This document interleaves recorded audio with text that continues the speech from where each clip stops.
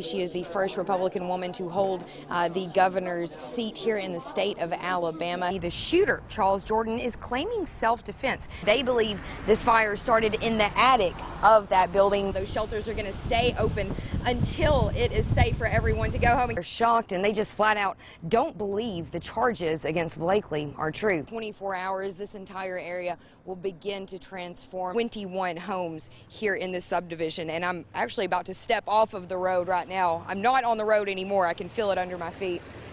But see, you can only get into this neighborhood in waders, kayaks, or big four-wheel drive trucks like that one. Here at Killing Drugs, part of their roof is also missing. Some wet wipes promise that they will disintegrate, but many sewage and water departments say that's not always the case. With the National Guard to some of the hardest hit areas. Yelling a lot of profanity and curse words at these protesters. After Breonna Rutland was stabbed over 100 times, prosecutors said Jeremy Williams' street crews have been working to put sandbags around about 10 to 12 homes here down Melissa Drive, which showed that Spencer remained a violent man while he was in prison. He was involved in multiple stabbings and fights, and he even assaulted 3 corrections officers. Judge Self tells me that Jean Darby was standing right here addressing jurors in this trial. She was about 5 minutes into her closing arguments when she stumbled a little, grabbing onto this jury rail. That I've spoken with do not have flood insurance. The victim in this case is currently at the hospital, and they have not had a chance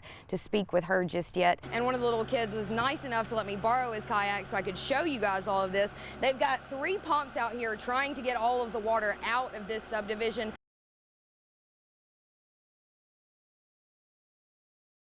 And Breken, what exactly are those documents you have?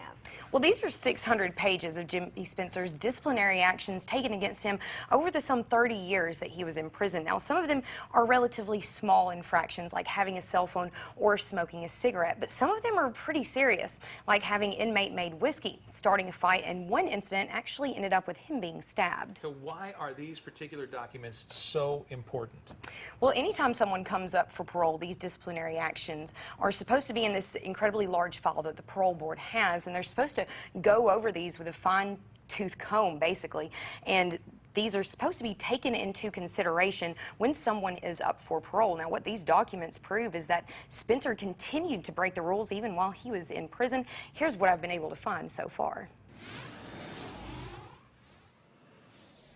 Along with Spencer's previous rap sheet and life sentence, he was charged with breaking out of prison 3 times and charged with assaulting another inmate. We've been able to go through about 100 pages and found at least 12 disciplinary reports ranging from 2008 up until only a few days before he was released from prison. In 2008, reports show Spencer was cut by another inmate after they got into an argument over cleaning duties. Spencer refused to cooperate with corrections officers on the case. From 2009 to 2016, Spencer had 6 disciplinary reports for intentionally creating a safety or health hazard. According to the documents, in 2009, Spencer said he took 8 to 10 blood pressure pills because he was having family problems. He also intentionally cut himself in 2016 to be moved to another block. In 2011, 2 disciplinary reports were filed for having contraband. In one incident, officers found 2 gallons of inmate-made whiskey in his cell and tomato puree. In 2014, reports show Spencer's cellmate got in trouble for having a cell phone that Spencer confessed was his. He said in this written statement, "I am a grown man and I take responsibility for my actions." But the most disturbing document shows Spencer continued to be violent while in prison. In June 2014, Spencer admitted to hitting another inmate in the face over a cell phone. Spencer was serving a life sentence for burglary, and according to these documents, his thefts didn't stop while in prison. In April 2016, another disciplinary report was filed after Spencer stole his cellmate's coffee while he was asleep. In all of these disciplinary reports, Spencer pled guilty or was found guilty and lost his privileges for 15 to 45 days.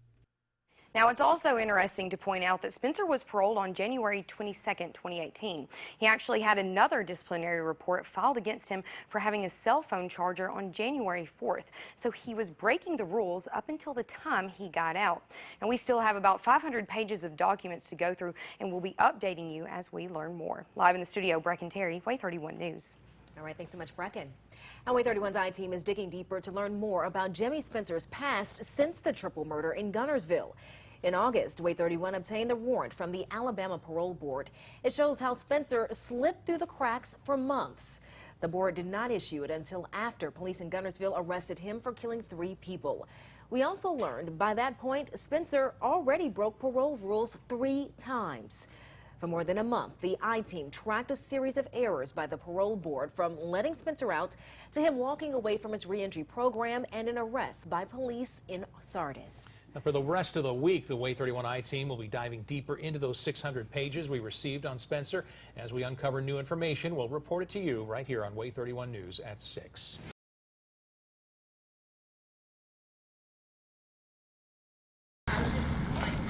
He's a familiar face, I love that cat. I love it. He's Strap Cat.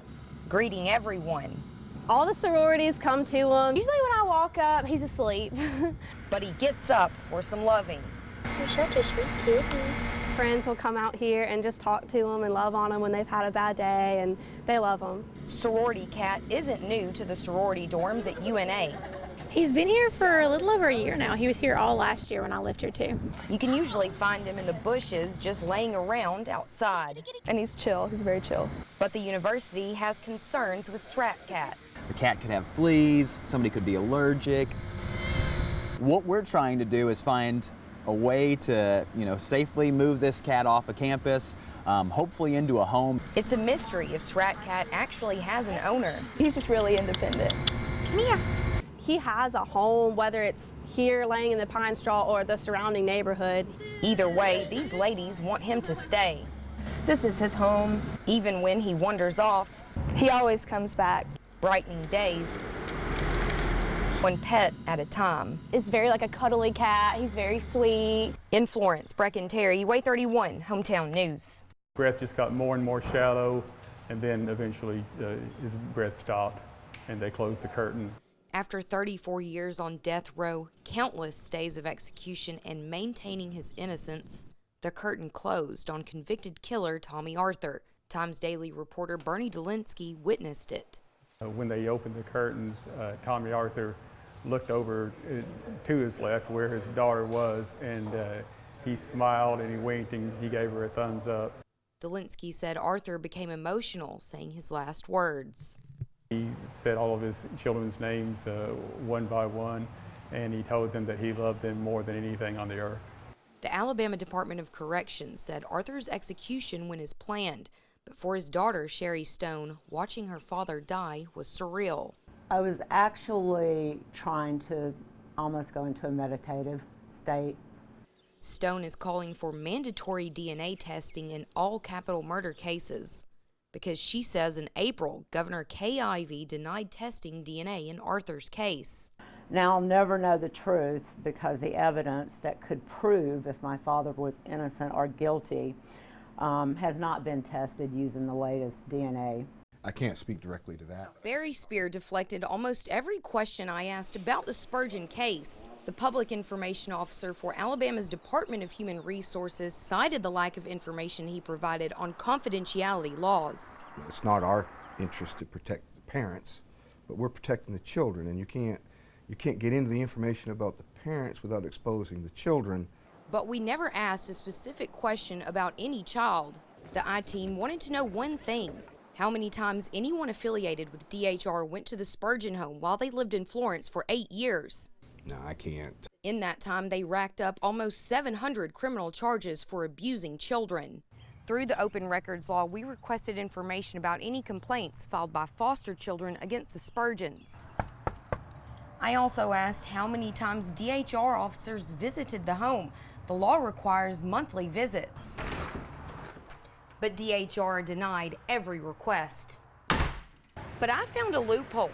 Police in Florida arrested the Spurgeons on similar abuse charges last year. Florida court documents revealed agents there requested 317 pages of Alabama DHR documents about the Spurgeons. Take a look at what I discovered in just the outline. At least twice, DHR reviewed corporal punishment policies with the Spurgeons. One of those reviews happened in 2009. Corporal punishment is not allowed by foster parents, and if a foster parent does use corporal punishment and we're aware of it, then we'll talk with them, reestablish that rule, And you know, if they continue to do it and you know, don't stop, or you know, then we'll pull their certification. Yet they continued to be foster parents. In 2010, one child complained she was only allowed to bathe once. Listen to DHR's response when I asked them about the complaint. I've seen this before, and that was a mistake in Florida, that was ever allowed to be something that was publicly available, so I can't comment on it. So I asked John James. He's the Family Services Director at DHR. I just thought it was one of the worst things I've seen in my 25 years, if not the worst. But not bad enough to say how DHR missed the alleged abuse. Investigators in Florence say the Spurgeons beat, raped, tied up, and/or abused 11 children. One of the alleged victims told Florence police Daniel Spurgeon started beating her when she was just 12. Quote, "He poured candle wax. I have scars across my chest. I have a scar on my toe where he dug a drill into it, and a burn mark on my leg." Again, I asked Spear how agents missed signs of abuse, or if any agents even inspected the home. I think the answer to that question would be, how does any child abuse go on in a home without people knowing about it? It happens all the time. It's happening right now. DHR told Way 31 there's an electronic log that catalogs every time a social worker visits a foster home or checks on a child. It includes the dates and times of the visit. DHR said there is a log for the Spurgeons, but they wouldn't tell us the number of visits or the frequency. So what about the agents who made an undisclosed number of visits? Remember, some of those visits involved corporal punishment policies. When something like this comes out, is the social worker ever held responsible or maybe goes through more training, or is that just something y'all look into? Oh, okay. I'm sorry. Go ahead. We're getting a little too close into the actual case. DHR's own documents show more than 1,700 foster children across North Alabama in the past year. So I asked James if caseworkers are spread too thin. He said most agents handle about 18 cases at a time, but a 30% turnover rate among social workers causes a few problems. When we have turnover and workers leave, it does require other workers to cover their caseloads until new workers can be hired and trained. And so that does present a problem in some counties when they do lose staff. James admitted there are problems at DHR, but wouldn't give specifics when I pressed him for what, if any, changes you can expect to see. Certainly as a result of this case and the investigation and the review that we're doing to see what we could have done better, or if we could have done anything better. Better for the 11 children the Spurgeons are accused of abusing, while DHR put dozens of children in their care. And better for the thousands of some of the most vulnerable children across Alabama. In Florence, Breken Terry, Way 31, Hometown News.